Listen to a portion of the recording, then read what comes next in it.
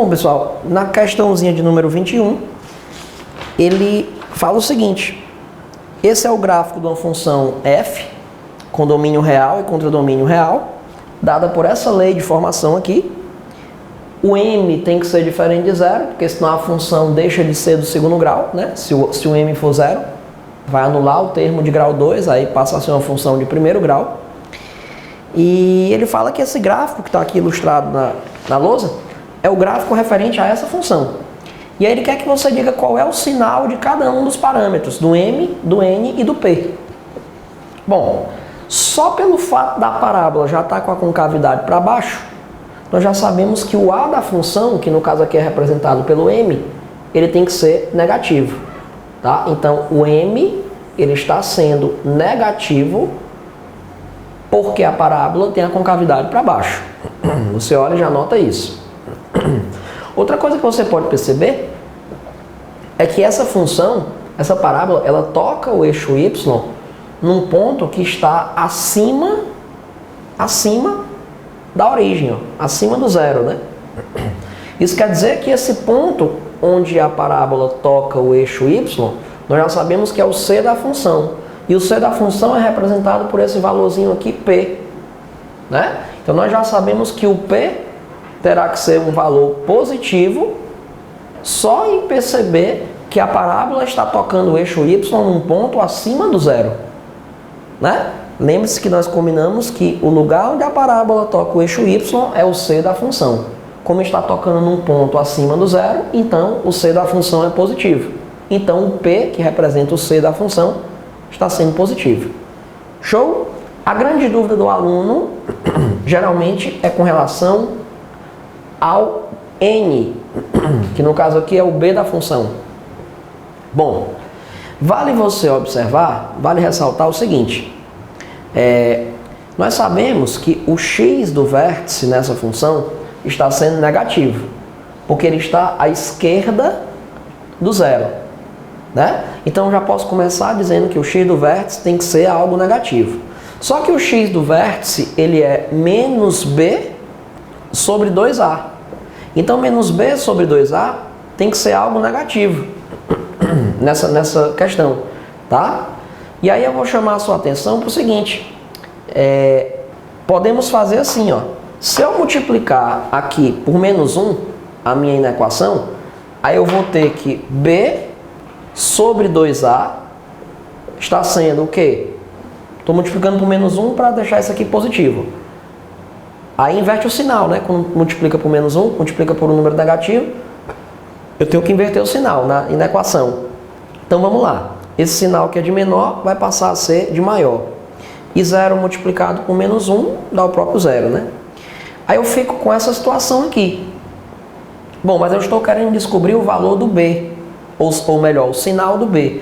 Então para isso, vou fazer o seguinte: para cancelar esse 2a, eu vou multiplicar a expressão por 2a, certo? De um lado e do outro. Só tem um detalhe: o a, ele não é uma coisa que nessa função, vamos trocar as letrinhas, o b nessa função é quem? É o n, né? Então eu vou ter n sobre 2 vezes o a nessa função é quem? É o m, ó. 2m, isso aqui tem que ser maior do que zero. Aí nós estamos multiplicando a inequação toda por 2 vezes a, então 2 vezes m. Então vamos lá. Na minha questão, o m não é uma coisa negativa? Se o m é uma coisa negativa, 2 vezes o m também é algo negativo. Então eu estou chamando a sua atenção para o fato de que eu estou multiplicando a minha inequação dos dois lados por algo que é negativo. Entende? E quando eu multiplico uma inequação por algo que é negativo, o sinal da desigualdade tem que trocar. Então veja bem, na hora que eu faço 2m vezes n sobre 2m, o 2m vai embora, ele cancela. Aí fica só o n, ó. Aí fica n, ao invés de maior, troca o sinal, menor do que 0 vezes 2m. 0 vezes 2m é o próprio zero. Então eu estou mostrando a você, pelo vértice da parábola, pelo x do vértice, que o nosso n nessa questão vai ter que ser algo negativo. Tá? Vale ressaltar que esse lance de trocar o sinal na desigualdade é fácil de você entender. Por exemplo, se eu digo assim, 2 é uma coisa menor do que 4, tá certo? Se eu multiplicar a desigualdade de um lado e do outro por menos 1, multiplicar por menos 1 de um lado, multiplicar por menos 1 do outro. Aí agora, menos 1 vezes 2 fica menos 2. E 4 vezes menos 1 fica menos 4. Raul, se eu repetir o sinal que estava aqui em cima, eu vou chegar num absurdo. Menos 2 não é uma coisa menor que menos 4. O menos 2 ele está mais à direita na reta. E quem está mais à direita na reta real é maior. Então o menos 2 ele é maior que o menos 4 e não menor. Por isso que eu tenho que trocar esse sinalzinho da desigualdade quando eu multiplico por uma coisa negativa dos dois lados. Não só por menos 1, mas por qualquer valor. Se eu multiplicasse aqui por menos 2 dos dois lados, aqui eu teria menos 4 menor que menos 8. É um absurdo. Menos 4 é maior que menos 8. Né? Então perceba que agora nós podemos concluir que o M tem que ser negativo, o P tem que ser positivo e o N tem que ser negativo. Então vamos lá. M negativo, N negativo e P positivo. Vai ser qual item? Vai ser o item C, né, pessoal? O M negativo, o N também negativo e o P positivo. Vai ser a opção C. Tá certo? Então pode colocar aí opçãozinha C.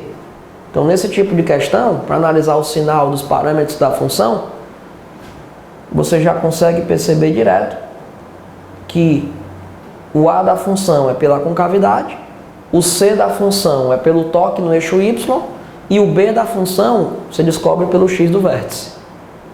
Tá certo? Show de bola então. Opçãozinha C, questãozinha legal. Vamos para a próxima.